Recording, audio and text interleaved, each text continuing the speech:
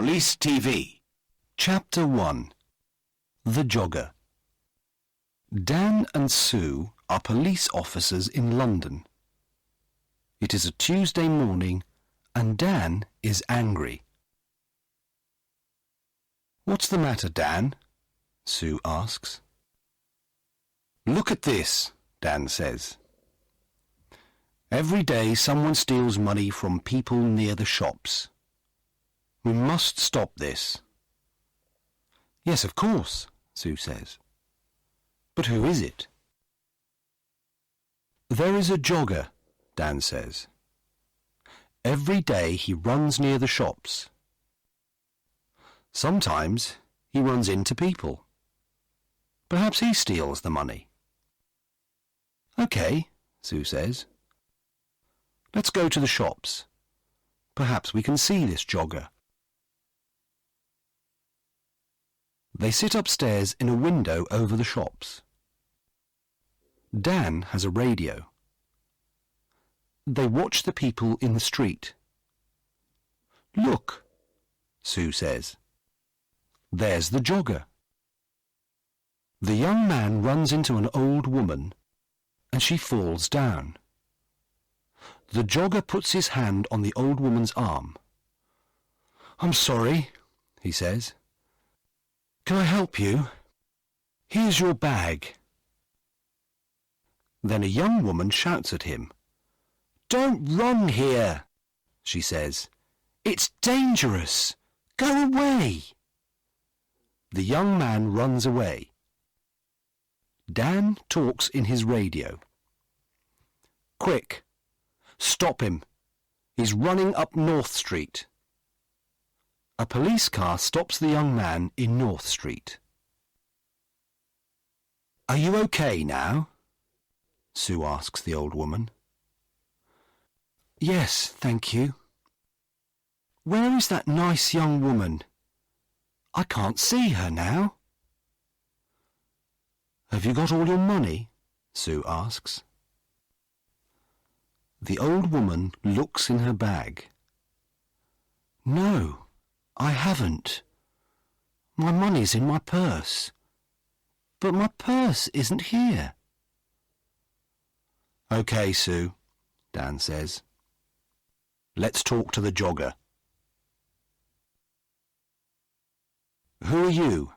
Sue asks the young man. "My name's Peter Jones. Why? Who are you?" "We're police officers." "Why do you go running past the shops every day?" "Why not? I like running." "Okay," Dan says. "Let's look for the money." "What money?" Peter Jones asks. "What are you talking about? I never take money with me when I run." Dan looks for the money, but he cannot find any. "Can I go now?" Peter Jones asks. "Okay," Dan says angrily, "but don't come back." "Why not?" Peter asks angrily. "I live here, and I'm not doing anything wrong." He runs away. "What do we do now?" Sue asks. "Where is the old woman's money and her purse?" "I don't know," says Dan. "Somebody has it, but who?"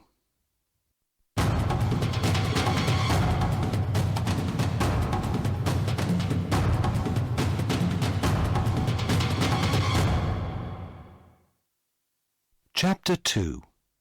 TV. Dan and Sue go back to the shops. "I don't understand," Dan says. "The jogger hasn't got the money, so we must look for someone different." "Look," Sue says. "There's a TV camera over that shop door. Perhaps that can help us." They go into the shop and watch the video. "Look," Sue says. "There's the old woman. She's getting money from the bank and putting it into her purse. Now she's putting the purse into the bag. Stop the video there, says Dan. Now, look carefully. Is anybody watching her? There are a lot of people in the street, Sue says. I'm not sure. Is it that man with the long hair? Perhaps, says Dan.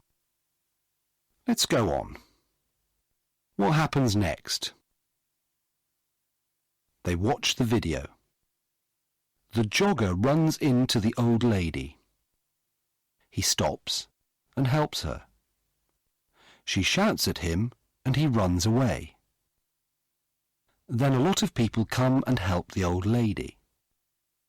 Look, Sue says. The long-haired man has her arm. Yes, but that woman has her bag, Dan says. What's she doing with it? Oh, I can't see. There's a man in front of her. Listen, I have an idea, Dan says. You go to the bank tomorrow and take some money out. Why is that a good idea? Sue asks. Because we can watch you, Dan answers. Get a lot of money from the bank and let everybody in the street see it. Take a radio too, so you can talk to me. OK, Sue says. We can do that tomorrow morning then.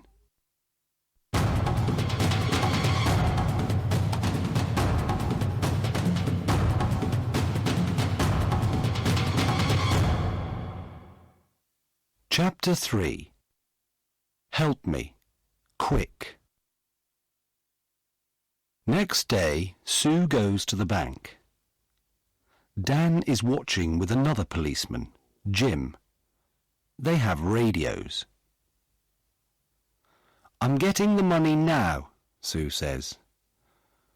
That's good, Sue, Dan says on his radio. Now let everybody see it. Sue drops some money near her feet. People in the street look at her. Look, there's the man with the long hair, Jim says. He's picking up the money. Shall I arrest him? No, wait, Dan says. Watch. The man picks up the money and gives it to Sue.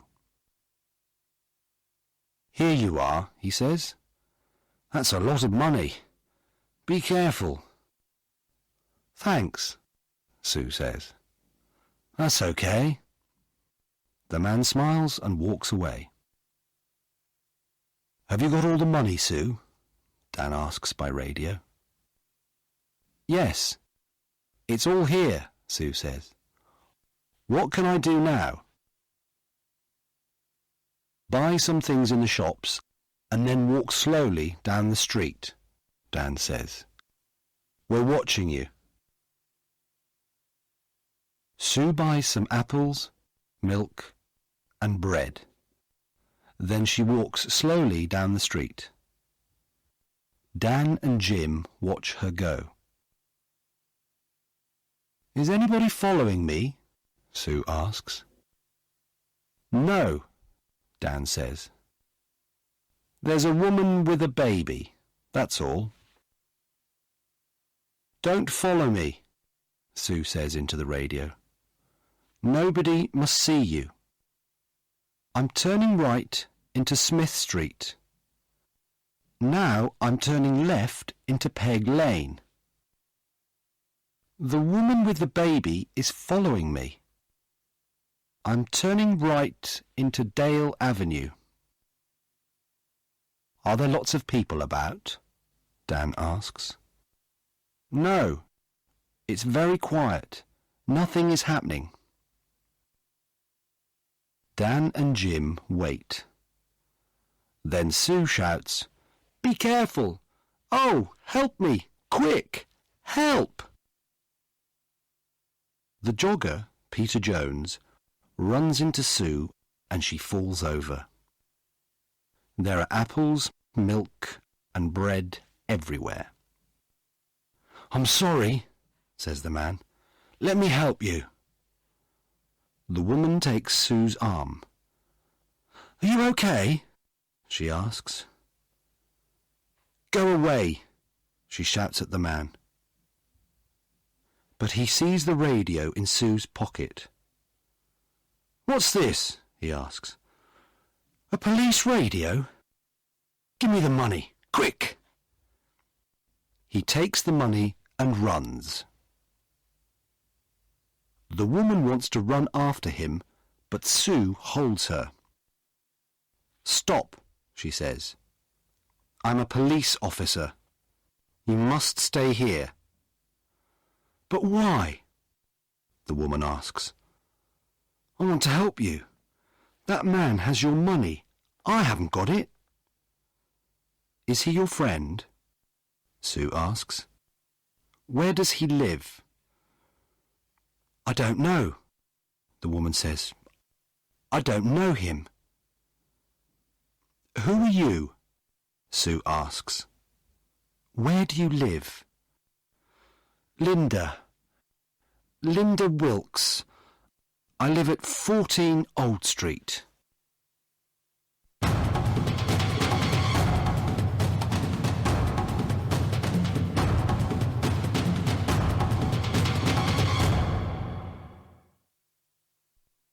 Chapter 4.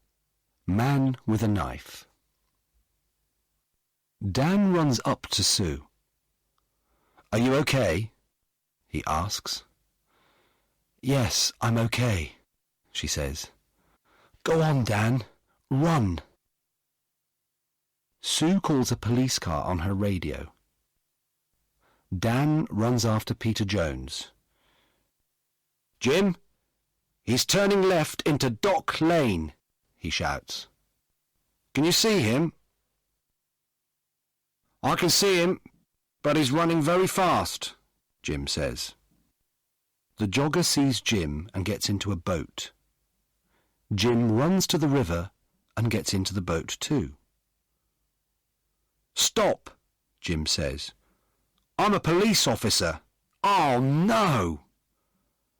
The jogger, Peter Jones, hits Jim and he falls into the water.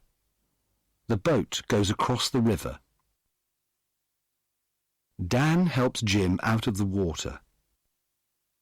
"He's going into a cafe," Dan says. "Come on, let's run to that bridge." They go across the bridge and run to the cafe. Jim goes behind the cafe and Dan goes in. "Is he in there?" Jim asks on his radio. "Yes," Dan answers. "Jim, he's coming out." "Stop," says Jim. "I'm a police officer." But Peter has a knife in his hand. Jim holds out his hand.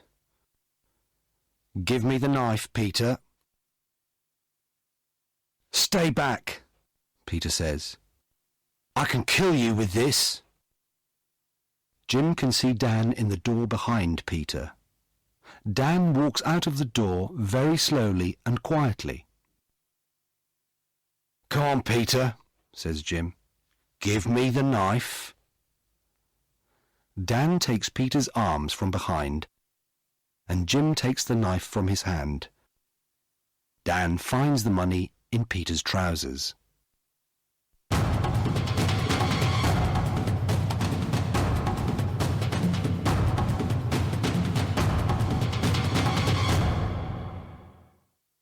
Chapter 5. At the police station. "I want to go home now," says Linda. "My baby is hungry and tired." "Do you know Peter Jones?" Sue asks. "Do you and Peter steal money from people?" "No, I don't know him, and I never steal money." "Do you know this woman, Peter?" Dan asks. "No." says Peter. I don't know her. Who is she? Dan and Sue go back to their office. Does Linda work with Peter? Dan asks Sue. Yes, she does, says Sue. Watch this video. Look, there she is. She's watching me get the money, and now she's talking to someone on her phone. But who is she talking to? She's talking to Peter, of course. Now she's following me and talking to him again. She's talking about me. Dan and Sue speak to Linda again. Can I see your phone, please, Miss Wilkes?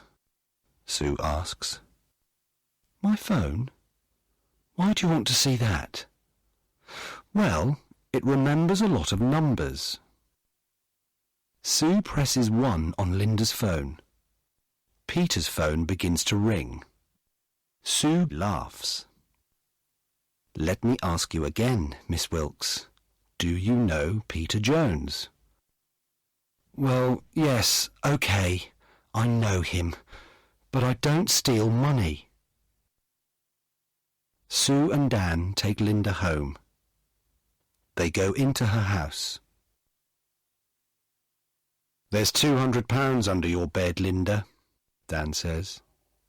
And look, this is the old lady's purse. This is a nice photo of you and the baby, Sue says. But who is the man? Is he the baby's father? Okay, it's Peter, says Linda. And yes, I do steal the money. I'm sorry, okay? No, Linda, it's not okay, Sue says. It's not okay at all.